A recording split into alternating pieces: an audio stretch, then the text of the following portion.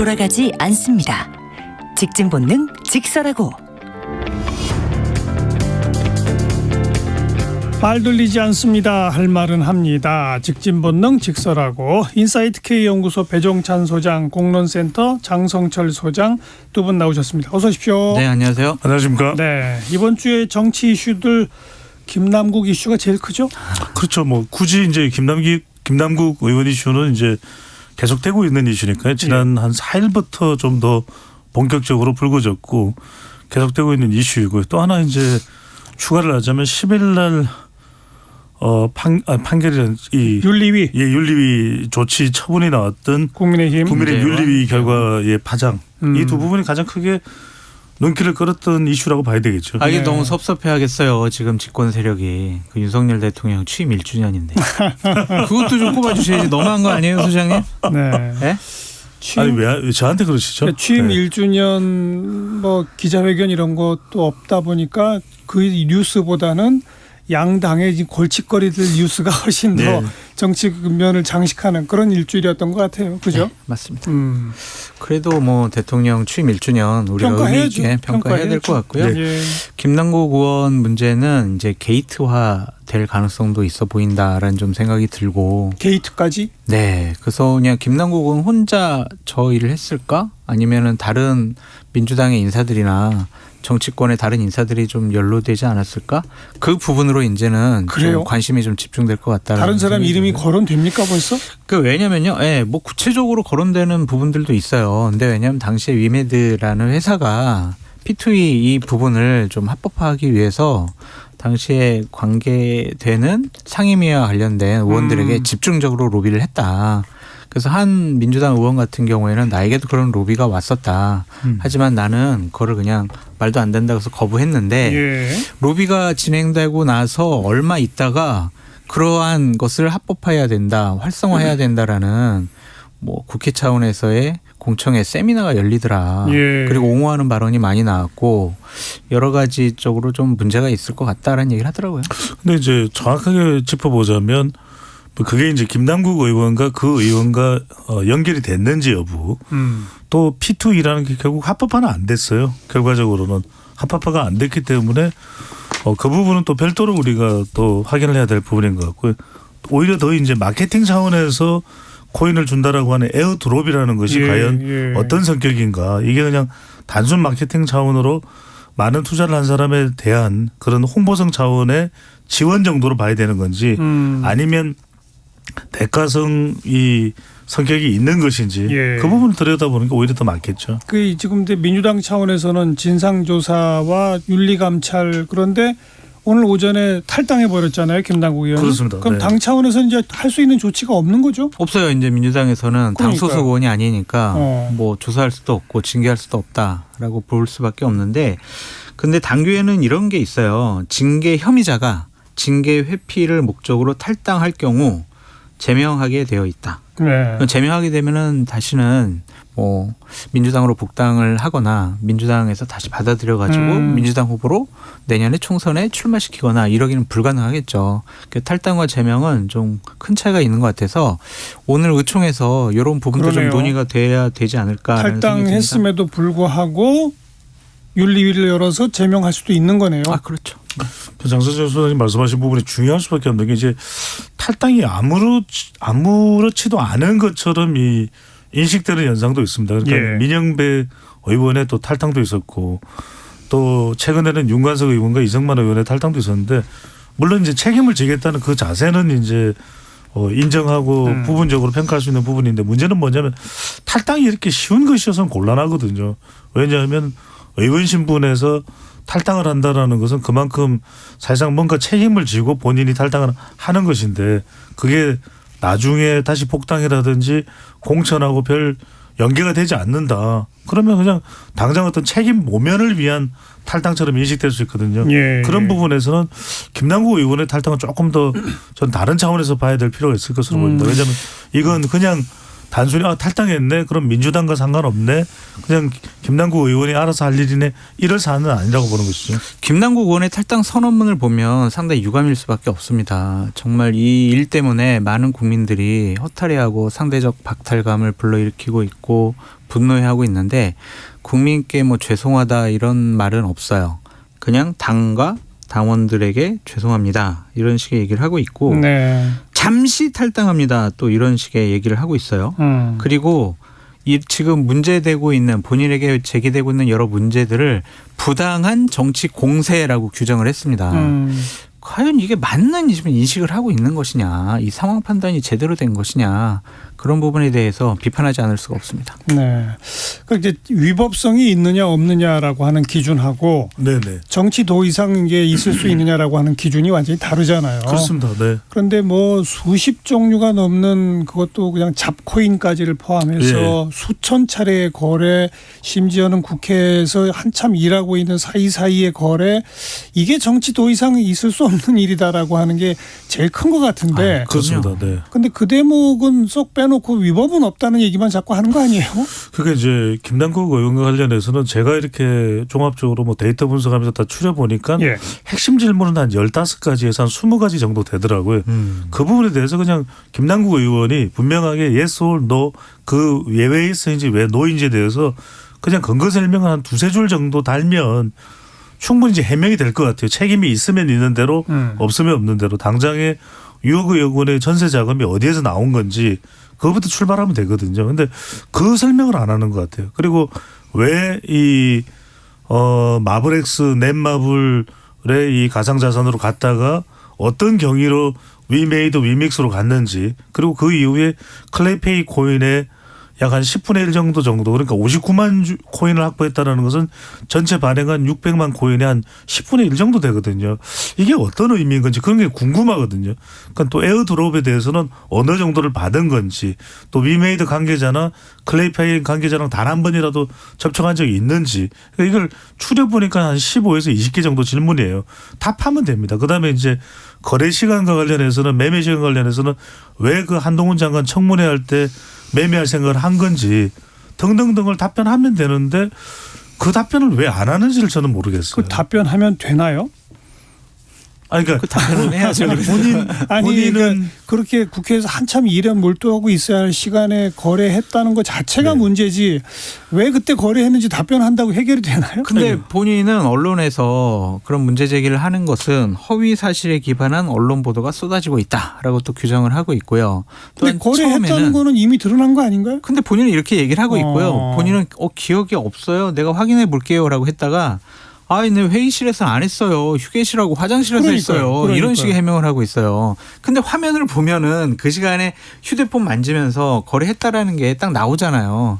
그러니까 아직도 김남국 의원은 사실을 하나도 제대로 밝히지 않은 것 같다라는 좀 생각이 들고 결국에는 지금 탈당하는 게 위장 탈당 아니냐. 왜냐.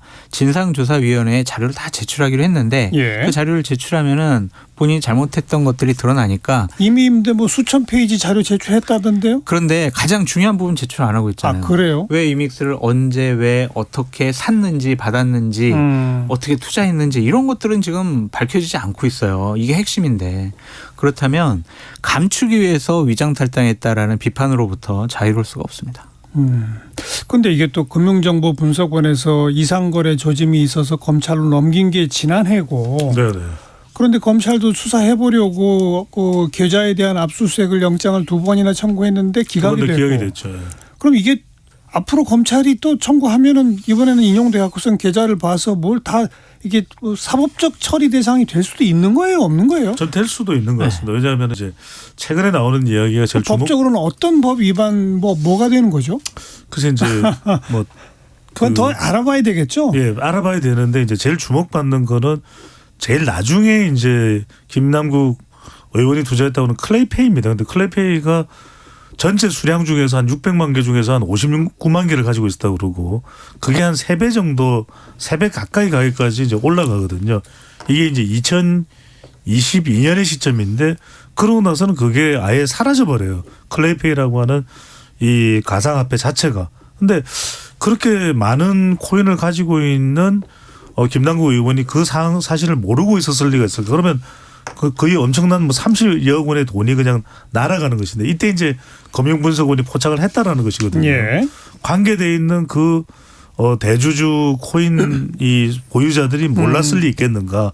그 부분을 이제 집중 이제 파헤치면서 검찰에 그런 관련된 사항을 전달했다고 하기 때문에 그런 부분들이 이제는 어느 정도 이 기각한 명분이 예, 이제는 예. 좀 없지 않을까? 좀 받아들여서 수사에 들어갈 수밖에 없지 않을까라는 생각이 듭니다. 제가 보기에는요 헌법 제46조 1조랑 2항 위반이에요. 그러니까 1조에는 국회의원은 청렴 의무가 있는데 과연 이게 청렴 의무를 지킨 것이냐라고 볼 수밖에 없고 국회의원은 국가 이익을 우선하여 양심에 따라 직무를 행한다라는 건데 지금 국가나 국민들의 이익을 우선한 게 아니라 본인의 재상 증식을 위해서 국회의원직을 활용한 것이 아니냐라는 얘기도 있을 수가 있고요. 만약 뇌물로 이런 것을 받았다면 뇌물죄로 처벌받을 수가 있을 것이고요. 그렇죠. 당연하죠. 그다음에 미공개 정보를 이용을 해서 내가 그 시기에 이런 A코인, B코인, C코인을 샀다. 자본시장법 위반이 될 수도 있습니다. 그리고 공직자윤리법 위반이 될 수가 있고요. 그리고 이해충돌 방지법 본인은 뭐 법안 발의하고 뭐 찬성하고 이런 거 이해충돌 방지법이 아니라고 하는데 지금 이런 것들에 관심 있으면서 민주당의 당시에 대선 때 이게 당시 정책위원회에서 공개적으로 세미나도 열고요. 이재명 당대표가 자산 가상화폐를 뭐 국민 청년들에게 나눠주자.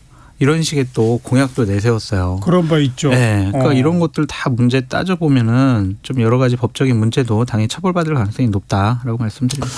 우리가 주목해야 될 부분은 이제 송영길 전 대표 관련된 돈봉투 이 사건. 돈봉투 관련해서도 관련이 있는 인물 두 현역 의원이 탈당을 했거든요. 예. 그리고 이제 김남국 의원도 지금 탈당을 한 상태인데 문제는 뭐냐면 탈당을 했으면 더 이상 이제 민주당은 아닙니다.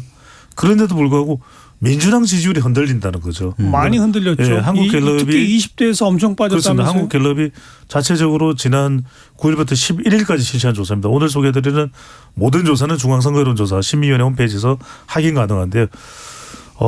더불어민주당의 이제 18에서 29세까지 그러니까 20대입니다. 말하자면 20대에서 지지율이 19%예요. 그렇죠. 그러니까 전통적으로 그래도 뭐 MZ 세대에는 강세를 보여왔고 물론 이제 지지난 이제 대선 때부터 뭐 이제 LH 사태 이후부터는 젊은 층들이 많이 이탈하긴 예. 했지만 예. 그래도 상대적으로는 국민의힘에 비해서는 경쟁력이 나은 편이었거든요. 최근에는요. 그런데 이들이 지금 지지율이 20대가 19%고 무당층이 무려 51%나 됩니다. 그 이야기는 어떤 타격일까? 돈봉투 타격도 있겠지만 이제는 이 코인 리스크 타격이라고 봐야 되겠죠. 훨씬 크겠죠. 예, 그쪽이. 예. 네. 오늘 4시부터 민주당은 쇄신을 위한 뭐 무제한 의원총회를 한다는데 어떤 얘기들이 좀 나와야 할 것 같다라고 주문을 좀 해보시죠. 장성태 소장.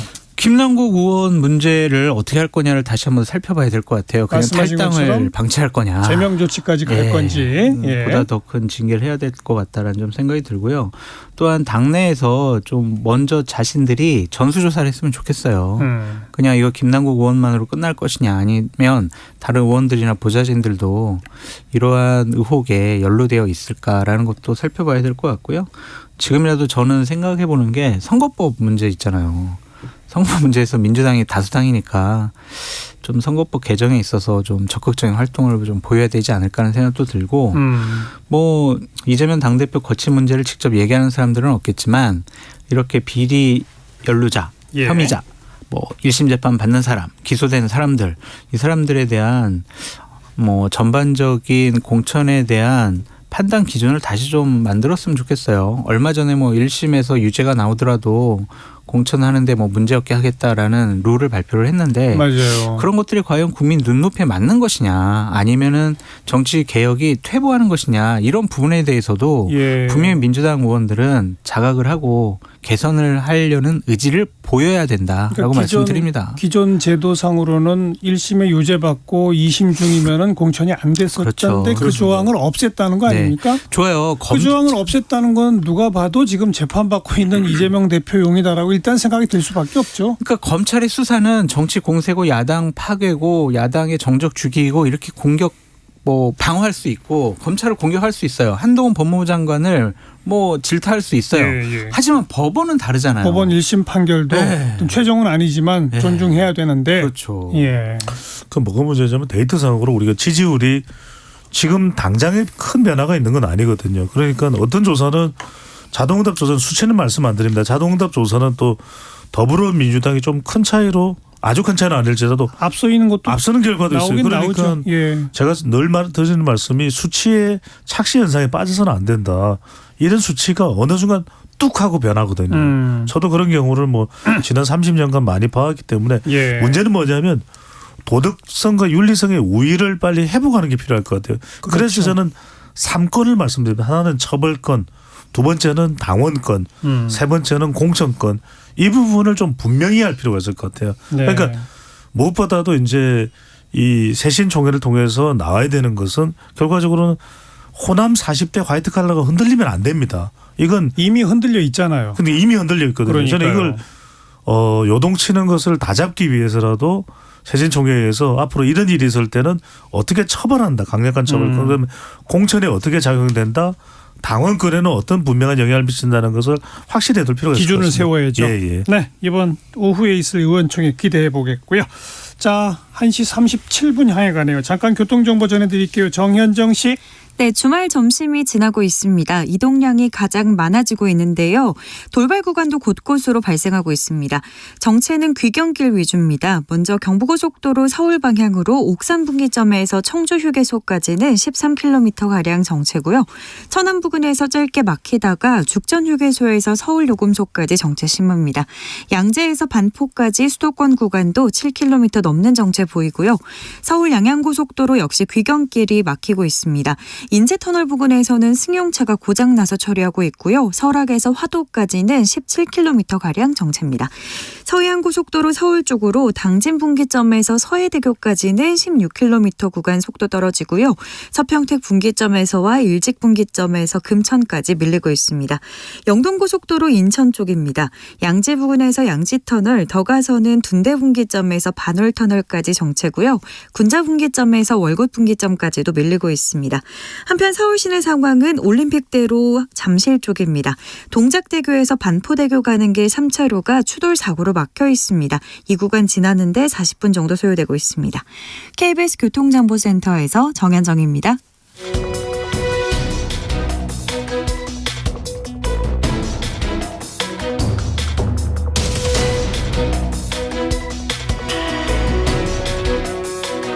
여러분께서는 직진 본능 직설하고를 듣고 계십니다. 정관용의 시사본부 일요일 2부 직진본능 직설하고 인사이트 K연구소 배종찬 소장, 공론센터 장성철 소장 두 분과 함께하고 있습니다. 국민의힘 윤리위원회 황정근 위원장 이야기 잠깐 들어보고 이야기 나누죠. 네, 오늘 국민의힘 중앙윤리위원회는 6시부터 제4차 중앙윤리위원회 회의를 개최했습니다. 오늘 당원 징계 심의 의결의 건과 관련해서 다음과 같이 결정을 했습니다. 당원 김재원 최고위원 당원권 정지 1년, 당원 최영호 전 최고위원 당원권 정지 3개월. 이와 같이 결정하는 과정에서 우리 윤리위원님들이 함께 고민했던 사항을 정리해서 한 말씀만 드리겠습니다. 정치인은 말을 통해서 자신의 자질, 역량과 인품을 드러낸다고 생각합니다. 그러나 일언상세라고 했습니다. 말은 그 누구에게 상처를 주기도 합니다. 말은 양날의 칼이라서 세상을 태우는 불이 되기도 한다고 합니다. 그러기에 당의 최고위원이라면 그에 걸맞은 높은 품격을 갖추고 일반 국민의 건전한 상식에 맞게 행동해야 하는 것은 너무나 당연하다고 생각합니다. 네. 참 전당대회 우여곡절 끝에 끝내고 거기서 당선된 최고위원 2명이 잇따라 이렇게 설화를 일으키더니 급기야 징계에 이르기까지 뭐 이런 분들을 최고위원으로 뽑은 전당대회부터가 문제 아니냐는 얘기까지 나옵니다. 당원 100% 룰에 함정에 빠졌다라고 볼 수밖에 없습니다. 민심이 반영되는 전당대회 룰이었고 전당대회 선거였으면은 이러한 일이 벌어지지 않았을 거예요. 이분들이 이러한 망발을 한 것은 자신들의 지지층, 당원들만 바라보는 정치를 하는 예. 것이었죠. 예. 그분들 마음에 들면 나는 공천받을 수 있어 라는 확신 때문에 최고위원 되는 걸 보니까 네. 점점 더 그쪽으로 빠져드는 거죠. 네. 그러다 보니 당원들 중에서도 또 아주 좀 극단적인 쪽 네. 그쪽 목소리만 내는 거죠. 그렇죠. 그분들이 환호하고 지지를 해주니까 거기에 그냥 몰입이 된 것 같아요. 그래서 저는 이러한 일이 벌어진 거는 정진석 전 비대위원장이 100% 당원 룰을 정함으로써 이러한 비극이 시작되었다. 정진석 위원장이 정했나요? 그렇죠. 그때 대통령이 비대위원장 하라고 한 거 아닙니까?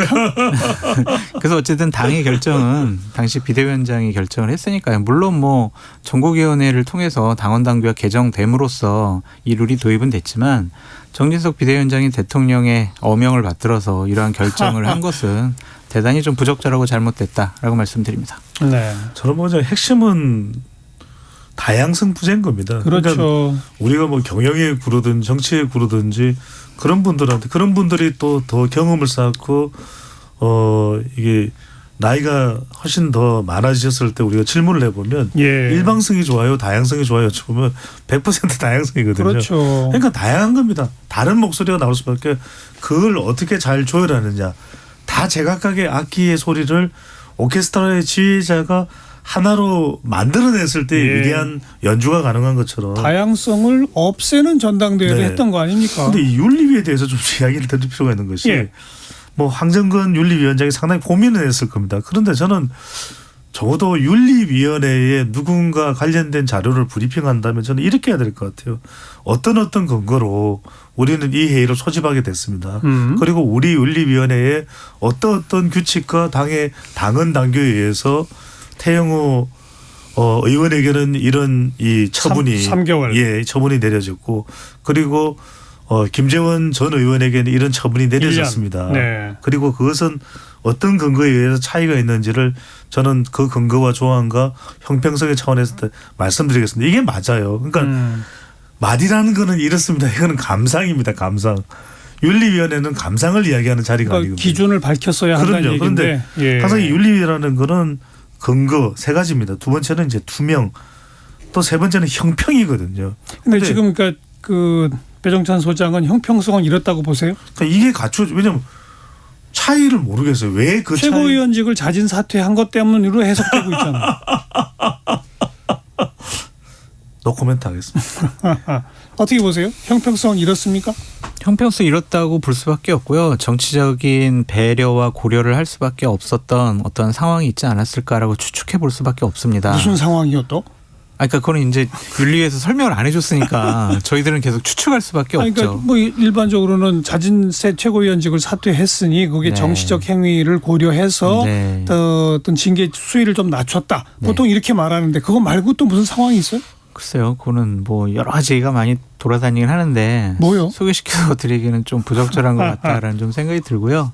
기본적으로 좀 그러한 양형 판단을 어느 정도 감형을 해주는 저러한 판단을 한 것이 과연 옳은 것이냐라는 생각이 좀 듭니다. 그래서 태영호 의원을 처음에 징계하려고 했던 저런 원칙과 원리 그런 것을 좀 본인들 스스로 부정하는 행위가 아니었느냐는 생각이 들고 태영호 의원에 대한 저런 경징계 때문에 그리고 내년 최소한 공천 신청은 받아줄 거 아니에요. 공천 되는 거는 뭐 경선을 통해서 할 거니까 예. 제주도 선거 어떻게 할 거냐고요. 제주도 선거. 참 큰일 났어요. 당에서 이런 것도 좀 정치적인 정무적인 판단을 했어야 하는데 이런 거 못한 거는 제주도 선거는 우리는 포기했어라고 선언한 거랑 똑같다라고 말씀드립니다. 뭐 집권 여당도 그렇지만 참 우리 정당의 아쉬움은 뭐냐면 어떤 이런 공적으로 소집이 된 위원회에서의 처분 사항이 고개를 심하게 갸우뚱거리게 만들면 안 되잖아요. 저는 그 말씀을 드리는 거죠. 그러면은 김재원 전 최고위원도 전 의원도 예. 최고위원회라는 이걸 던지면은 그러면 3개월이 될 줄 알았다 그러면은 하지 않았을까요? 이상해요, 하여튼. 대통령실 정무수석이 전혀 하지 않은 발언을 내가 과도하게 했다라고 말한 것을 인정해줘서 깎아준 건가요? 그렇게 봐야 되나요? 모르겠습니다. 그러니까 또 중징계를 해버리면은 그래 정무수석이 한 말을 왜 옮겼어? 이거 잘못했어. 이런 식의 또 이미지와 신호를 줄 수가 있으니까 아주 3개월의 경징계를 한 것이 아니냐라는 생각도 들고요.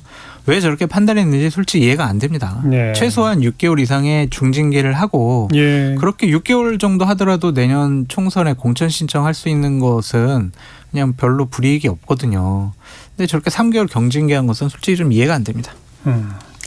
자, 아까부터 얘기 나왔지만 윤 대통령 취임 1주년 이제 평가해 봅시다. 네. 장 소장께서 먼저 한번. 그렇게 썩 좋은 점수를 주기는 어렵죠. 왜냐하면 여론조사 결과가 다 네, 지지율 보면은 다 그렇게 나와 있잖아요. 그래서 저는 50점 못 넘기는 49점 주곤 하는데 정치, 경제, 외교, 안보 그리고 국정 운영, 비전, 기조, 개혁 이런 부분에 있어서 그게 썩 좋은 점수를 못 주겠어요. 어떤 여론조사를 보니까 각 파트별로 여론조사를 해봤을 때 다 부정평가가 50%가 넘더라고요. 네. 이 윤석열 정권이 대통령실에서 상당히 성과로 말씀하고 있는 외교, 안보, 군사적인 성과에 대해서도 국민들의 과반수 이상은 그래 이게 썩 그렇게 성과가 아닌 것 같아라는 얘기를 하거든요. 그래서 전 좋은 점수를 못 주겠다라고 말씀을 드리고 예. 또한 스스로도 그러니까 국민의힘 같은 경우에 이렇게 나라가 바뀌었어요라고 하면서 세일즈를 하더라고요. 그러니까 대통령이 하지 말라는 자화자찬을 했는데 거기 보면은 솔직히 좀 이해가 안 가요. 뭐라고 했어요? 뭐 경제 분야에 있어서는 반도체 강국, 첨단 산업 경쟁력 강화, 반도체 지금 수출도 상당히 많이 줄어들고 있고 예. 지금 미국에서 뭐 보조금도 못 받게 생겼는데 과연 이게 맞는 것이냐라는 생각도 들고 두텁고 촘촘한 복지로 서민 경제를 안정시켰다. 서민들 많은 분들이 지금 뭐 극단적인 선택을 하는 분들이 많은데 미래를 위한 3대 개혁 추진 언급만 했지 추진은 또 안 했잖아요. 그렇죠. 그리고 아이 키우기 좋은 나라를 뭐 국가 돌봄을 책임. 그러니까 이게 뭔 말인지는 모르겠어요. 지금 출산율 점점 더 낮아지고. 근데 그 각 영역에서 지난 1년 사이에 뭐가 어떻게 달라졌다는 걸 써야지 그런 건 아무것도 없잖아요. 있어요. 그거 하나. 재외동포청 신설로 730만 재외동포 수건 해결. 그건 요거는 이제 확실한 예. 것 같아요. 예. 요게 성과래요. 이게 성과인지 모르겠어요. 네. 저는 이제 결국 그 국정 지지율이 대통령의 현주소라고 봐야 되겠죠. 아까 말씀드렸던 뭐 많은 1주년을 앞두고 우리 KBS도 여론조사를 발표했지만 일단 갤럽 기준으로는 말씀드리니까 이 긍정평가가 지난 9일부터 11일까지 실시된 조사 바로 이제 대통령의 1년 시점을 딱 돌파하는 그 시점에 실시된 조사입니다. 예. 긍정이 35% 부정이 57%거든요. 그러면 긍정적으로 평가하는 이유는 대체로 이제 보청이겠지만 저는 긍정적으로 볼 수도 있는 다른 정치 시도 그거는 좀 뭐 색달랐다고 볼 수도 있을 것 같습니다. 왜냐하면 기존 정치인 출신의 대통령과는 윤석열 대통령의 확연히 다른 모습도 있었거든요. 그러니까 뭔가 좀 파격을 시도한다든지 외교 등에 또 그리고 변화를 시도하고 또 뭔가 탈피하려고 하는 그런 시도가 있는데 예. 그런 것에 대한 평가를 뭐 보수청에 뭐 보수청이라든가 응당 윤석열 대통령을 지지할 수도 있겠지만 35%가 나온 거고 하지만 결국 57%가 나왔다는 건 여기에 이제 중도도 들어가 있습니다. 부정적으로 평가받았지만 윤석열 대통령에게 필요한 정치는 무엇일까? 그렇다면 저는 세 가지가 소정인이다.